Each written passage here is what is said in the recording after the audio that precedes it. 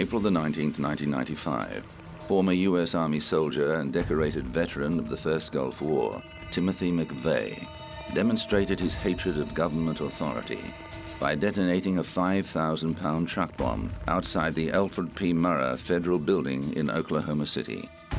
The blast destroyed the front of the 9-story building, killing 168 people, including many children who were in a childcare center just above the bomb site.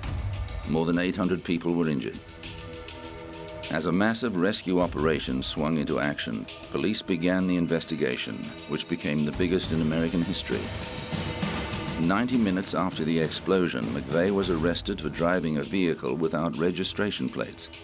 Just before his release, 48 hours later, authorities connected him with the bombing after discovering that the truck that carried the bomb had been rented under one of McVeigh's aliases.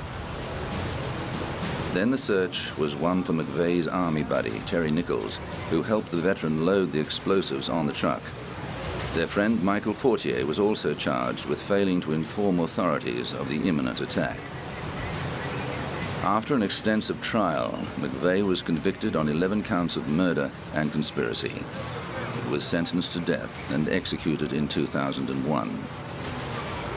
Nichols stood trial twice. He was first found guilty of conspiring to build a weapon of mass destruction and 8 counts of involuntary manslaughter of federal officers and sentenced to life imprisonment. Then in 2004, he was found guilty of 161 counts of first-degree murder and sentenced to 161 consecutive life terms without the possibility of parole.